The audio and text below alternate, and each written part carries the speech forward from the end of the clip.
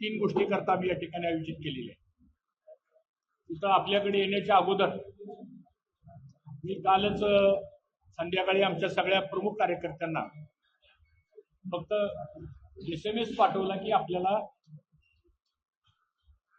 राजकीय निर्णय आपल्याला घ्यायचा आहे, याबद्दल आपण काय करायचं म्हणून निरोप दिल्यानंतर अगदी अल्पशा कालावधीमध्ये एवढ्या प्रचंड संख्येने आमचे सर्व कार्यकर्ते आज या ठिकाणी आले आणि त्या कार्यकर्त्यांच्या सर्व भावना गेले 2 महिने झाले आपण पाहताय. त्या सर्वांचा आग्रह आहे की काही झाले तर तुम्ही विधानसभेची निवडणूक भाऊ तुम्ही लढवली पाहिजे, असा आमच्या सगळ्या कार्यकर्त्यांचा, छोट्या मोठ्या सगळे कार्यकर्ते, सर्व पदाधिकाऱ्यांचा हा प्रचंड आग्रह आहे.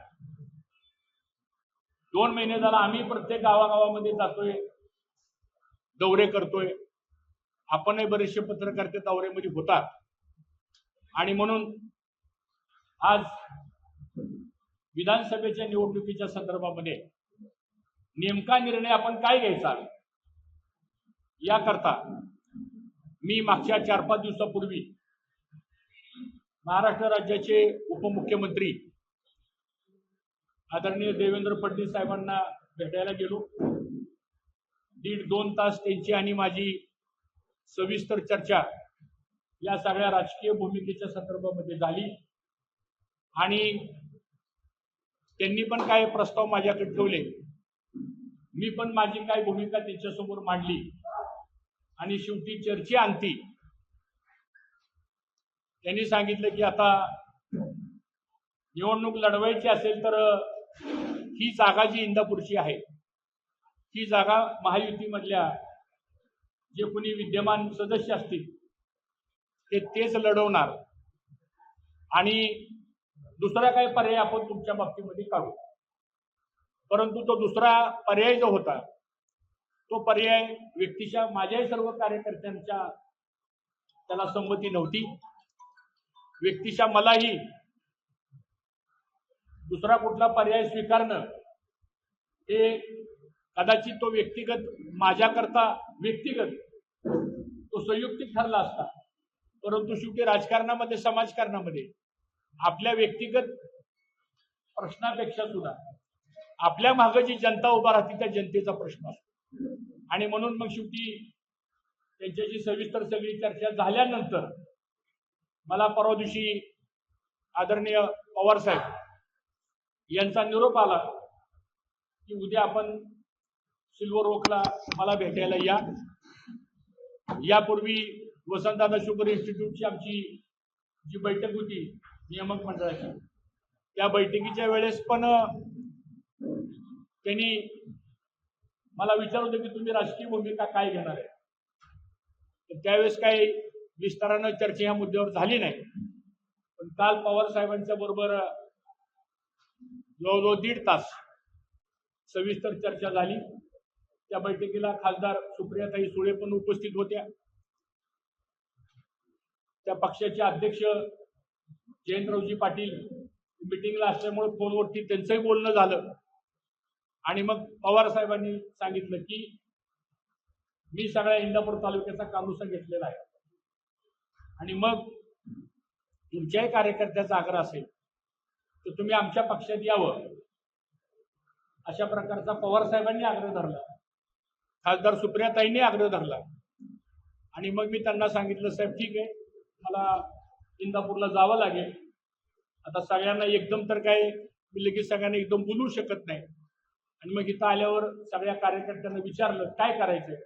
आमच्या सगळ्या कार्यकर्त्यांचा आग्रह असा आहे की आपण राष्ट्रवादी काँग्रेस शरदचंद्र पवार पक्ष यामध्ये आपण जावं, अशी सर्व आमच्या कार्यकर्त्यांचा आग्रह होता आणि मी आज आपल्यासमोर हे घोषित करतो की मी आणि आमचे सर्व कार्यकर्ते पदाधिकारी आम्ही सर्वजण राष्ट्रवादी काँग्रेस पक्ष शरद पवारांचा जो पक्ष आहे त्या पक्षामध्ये जाण्याचा निर्णय आज आम्ही सर्वजण या ठिकाणी जाहीर करतो. हे मी आपल्याला सर्वांना या प्रामुख्याने या ठिकाणी सांगू शकतो.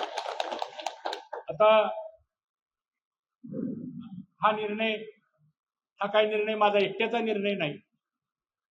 आणि या संदर्भामध्ये मी भारतीय जनता पक्षाचे जे काही प्रमुख नेते आहेत महाराष्ट्रातले, ज्यांच्याबरोबर आम्ही 5 वर्ष काम केलेलं आहे, त्यामध्ये रावसाहेब दानवे पाटील साहेब असतील, राधाकृष्ण विखे पाटील व इतर आमचे काही भारतीय जनता पक्षाचे काही सहकारी होते, त्यांच्याशी पण मी ह्या संदर्भामध्ये बोललो आणि त्यांना पण ह्या सगळ्या विषयाची मी कल्पना सविस्तरपणाने दिलेली आहे. आणि म्हणून हा निर्णय आज आम्ही या ठिकाणी जाहीर केलेला आहे.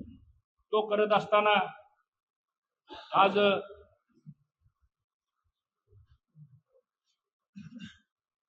इंदापूर तालुक्यामध्ये लोकांची, जनतेची भूमिका मला असं वाटतं ही महत्वाची आहे.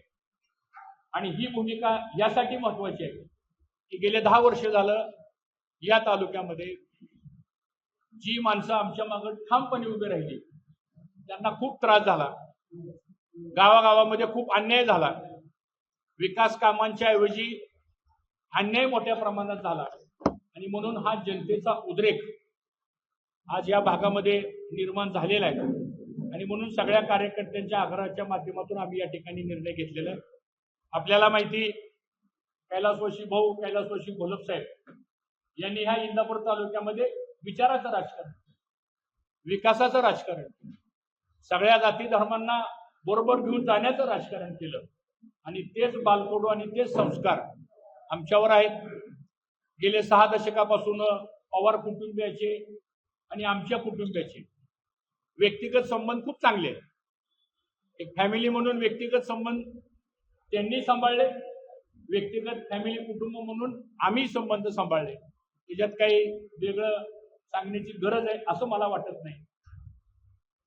परंतु आज या सगळ्या बाबतीमध्ये निर्णय करत असताना आम्ही जी भूमिका घेतो ती भूमिका आमची व्यक्तिगत नसून ती जनतेची भूमिका असते.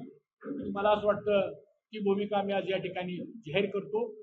आणि आपणही सर्व पत्रकार, मीडियावाले गेले महिना 1.5 महिना सातत्यानं सूत्रांची माहिती म्हणून बातम्या द्यायचा, त्यापेक्षा आता मीच तुमचा सूत्र म्हणून माहिती देतो. एवढंच मला या निमित्तानं सांगायचंय. धन्यवाद. भाऊ, प्रवेशाच्या संदर्भात काय, कधी प्रवेश, कोण कोण उपस्थित असणार, त्या संदर्भात काही चर्चा झाली? मी फक्त आम्ही सर्वांनी त्यांच्या पक्षामध्ये प्रवेश करण्याचा निर्णय घेतलेला आहे. त्या पक्षाचे सर्वश्री आदरणीय पवार साहेब, त्या पक्षाचे अध्यक्ष जयंतरावजी पाटील, सुप्रियाताई, या संदर्भातला निर्णय ते ठरवतील.